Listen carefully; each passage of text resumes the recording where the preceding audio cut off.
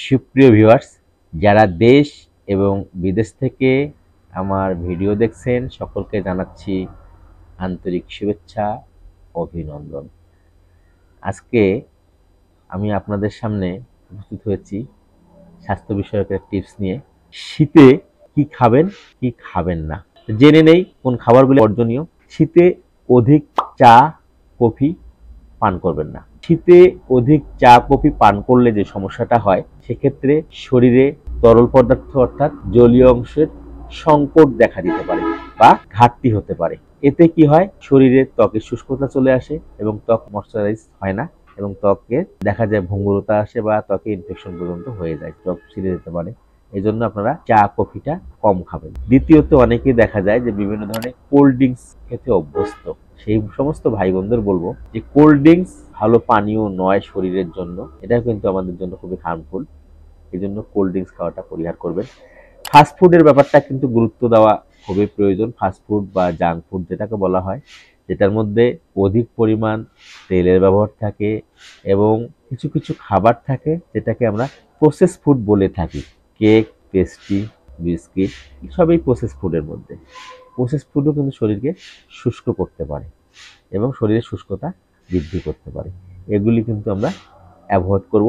নেশা জাতীয় দ্রব্য যেগুলি আছে, নেশা যত প্রকারের থাক না কেন, নেশাও কিন্তু আমাদের শীতকালে আমাদের জন্য খুবই ক্ষতিকারক।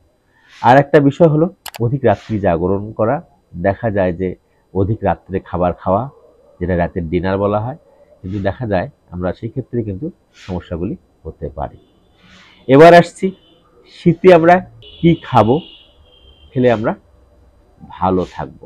শীতের ঠান্ডার প্রবণতাটা বেশি, একটুতেই ঠান্ডা লেগে যায়, কফ কাশি বা গলা ব্যথার মতো সমস্যা হয়ে থাকে। তো শীতে মধু আমরা খেতে পারি, 2 চামচ করে মধু, কালো জিরা সংমিশ্রিত। শীতের শরীরের তাপমাত্রাকে বৃদ্ধি করে, পাশাপাশি শরীরের কিন্তু রোগ প্রতিরোধ ক্ষমতা এবং শরীরকে টেম্পারেচারটাকে ধরে রাখতে সাহায্য করে। সর্দি কাশি, সেক্ষেত্রে আমরা রসুন খেতে পারি, রসুনের ভর্তা করে খেতে পারি। কালো জিরা সর্দি কাশি ঠান্ডা লাগা থেকে ভালো নিরাময় করতে পারে। আমরা কালো জিরা রসুনের ভর্তা করেও খেতে পারি। এছাড়া বিভিন্ন প্রকার ফলমূল, হজমের যাদের সমস্যা থাকে, দই খেতে পারি, 1 কাপ পরিমাণ দই, শীতের জন্য এটা খুবই ভালো। এছাড়া বিভিন্ন ধরনের সালাদ বা ফল খেতে পারি, ত্বকের জন্য খুবই ভালো কাজ করে থাকে। এছাড়া আমরা পরিমিত পরিমাণ বা পর্যাপ্ত পরিমাণ পানি পান করা অবশ্যই খেয়াল রাখবেন।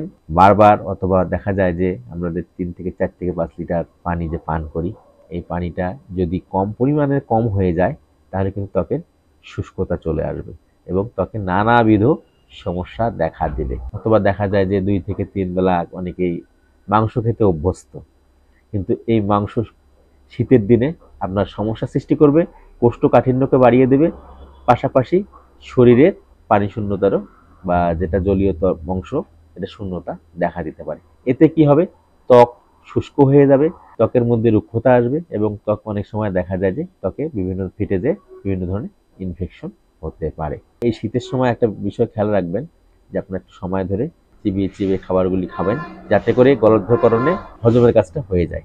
তা শীতে কোন খাবারগুলি আপনারা বর্জন করবেন, কোন খাবারগুলি খাবেন, এ নিয়ে ছিল আজকের আলোচনা। আজকের এই ভিডিওটা যদি আপনাদের ভালো লাগে, অবশ্যই আপনারা লাইক, শেয়ার এবং কমেন্ট করবেন এবং আপনাদের যদি কোনো মতামত থাকে তা অবশ্যই কমেন্ট বক্সে লিখে জানাবেন। আমি পরবর্তীতে সে বিষয়ে আলোচনা করে জানিয়ে দেব। আর যারা আমার এই চ্যানেলটা সাবস্ক্রাইব করেছেন, আমার পক্ষ থেকে অসংখ্য ধন্যবাদ। আর যারা নতুন, তারা আমার চ্যানেলটি সাবস্ক্রাইব করবেন, পাশে থাকা বেলটি বাজিয়ে দেবেন, যাতে করে নতুন কোনো স্বাস্থ্য বিষয়ক ভিডিও আপলোড হলে দ্রুত আপনাদের হোম পেজে শো করে আর আমিও নতুন নতুন ভিডিও বানানোর অনুপ্রেরণা পাবো। আপনারা সবাই সুস্থ থাকুন, সুন্দর থাকুন, এই প্রত্যাশায় বিদায় নিচ্ছি। দেখা হবে আবার নতুন কোনো ভিডিওতে।